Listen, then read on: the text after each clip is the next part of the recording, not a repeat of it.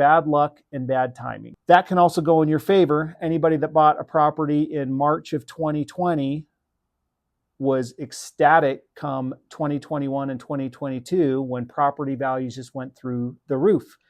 Now, I remember buying a property in, I can't remember the exact day, it was like, the tip, and then when rates like went up in 2022, like values kind of dropped, and it was just bad timing. I bought like at the peak. And then also, if you bought in 2016, I mean, maybe you bought based on what you knew then, the comps were good, the rehab was good, but then the financial markets collapsed, right? So some things, and you could argue that you could have seen that and whatever, but sometimes there's just bad timing, and it can either work for or against you. And otherwise, with what you knew at the time, you bought right, you timed it right, you did the rehab right. But sometimes there is just bad timing. But if you're flipping in volume and over the course of time, you're going to benefit from that timing over time, because you're going to buy when it's low, when you didn't know it's low. Sometimes you'll buy when it's high, when you didn't know it's high. So sometimes you're just going to have an offset.